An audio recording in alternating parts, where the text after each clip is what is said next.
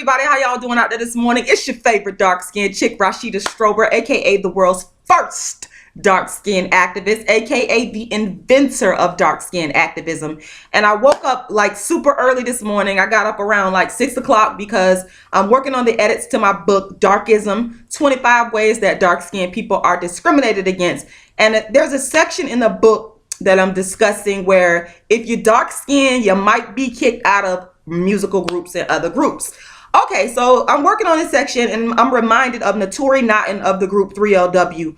And when she first was in the group and got kicked out, I did my research on it because, even at that time when I wasn't like, as vocal as I am now, it was still all in my head. And I said to myself, as soon as I found out that she got kicked out of that group, I said, I know it's because she dark skinned. And sure enough, I read some articles where she had been interviewed and she did speak on it. She didn't like go into detail on it, but she spoke on it. And so lo and behold, this morning, I run across an article in a magazine called, Control Magazine.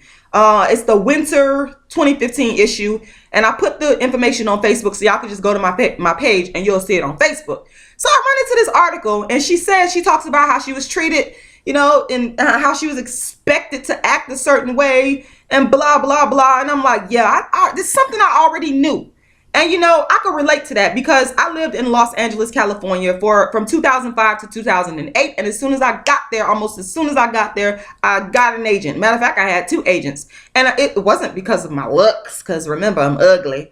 It was because of my talent, my raw talent as a performer. And I knew that. And I'll never forget the agent would not send me out because they kept sending me emails telling me, I still got them emails to this day, telling me, oh, you need to change your hair. We cannot send you out on any emails until you change your hair. And so, going back to what Notori Naughton was saying, it's true. All that stuff is true in terms of how dark-skinned women are expected to behave and stereotype a certain type of way and how we're held back. And it's just a bunch of bullshit. And I'm thinking, people get mad at me because I'm telling my ugly stories. What I went through with people calling me ugly. It's my story. People act like it's a crime because I'm telling my story. I'm talking about what happened to me.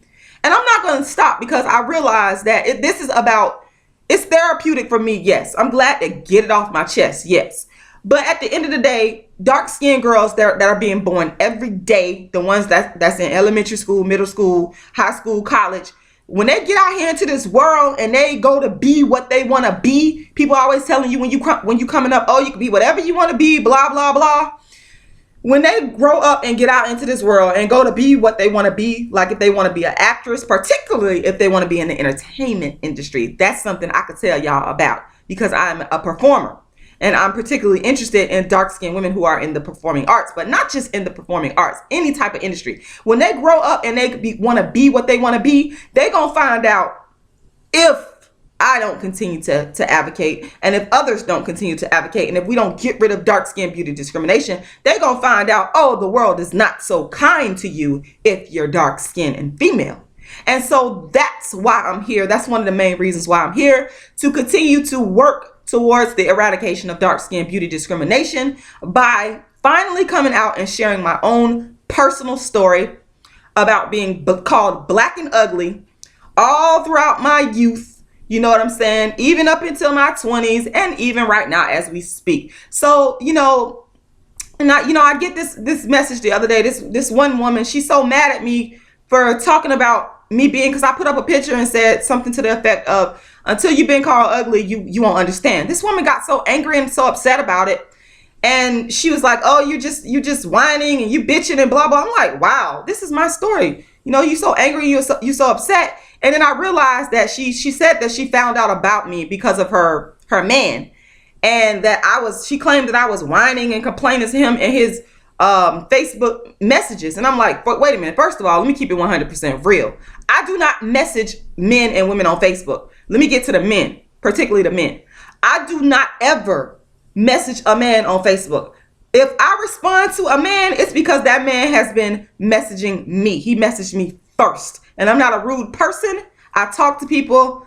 I'm going to respond. So bottom line is your man whoever the hell he is. I don't even know who the hell he is because she didn't say and I ain't go and look because I really don't give a damn. Bottom line is your man messaged me because I'm gonna keep it 100% real.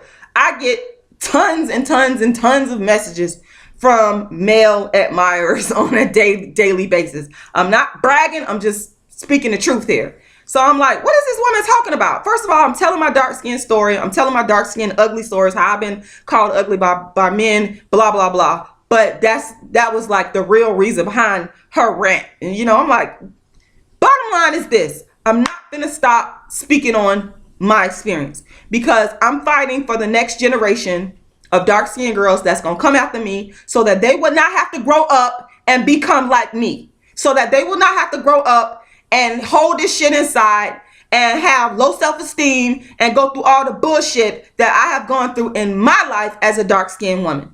So I'm not gonna stop for anybody. Plus I got a dark skinned daughter. My beautiful dark skinned Lauren is not gonna ever have to grow up. I wish somebody would call her ugly. I wish. I'm not having it. Okay? So understand me clearly. I'm doing this. It's therapeutic for Rashida. Yes, I will admit that. It's therapeutic to finally get the bullshit off of my chest that I've been holding in for years. But I've learned that there's a larger purpose to this. The larger purpose is so that I can help the next generation. It is my legacy. It is why I do my dark skin plays, A Dark Skin Woman's Revenge. It is why I have written books on dark skin. It is why I continue to commentate.